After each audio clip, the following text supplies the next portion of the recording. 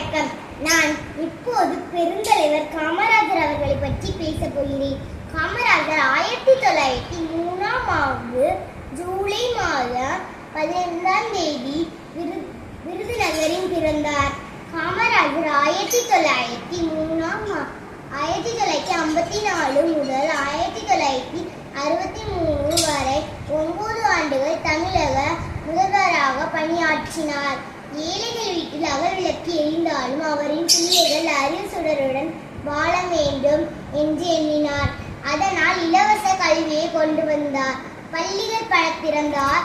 3 மைலுக்கு ஒரு உயர்நிலை பள்ளி, தொடக்கப்பள்ளி, 5 மைலுக்கு ஒரு உயர்நிலை பள்ளியை ஏற்படுத்தினார். பிள்ளைகள் பள்ளிக்கு வராமல் இருப்பதற்கு காரணம் பசி என்று அறிந்த காமராஜர் மதிய உணவு திட்டத்தை கொண்டு வந்தார். கற்கெனன்றே பிச்சை துகினும் கற்கெனன்றே என்று வாக்கின்கிணங்க பிச்சை எடுத்தாவது பிள்ளைகளுக்கு மதிய உணவு அளிப்பேன் என்று சூடுரைத்தார். பல கல்வி நிலையங்களையும் கல்லூரிகளையும் தொழிற்சாலைகளையும் உருவாக்கினார்.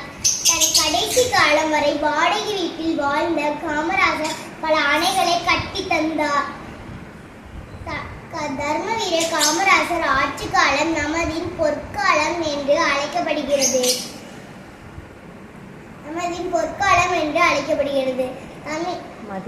மதிய உணவு திட்டத்தை தொடர்ந்து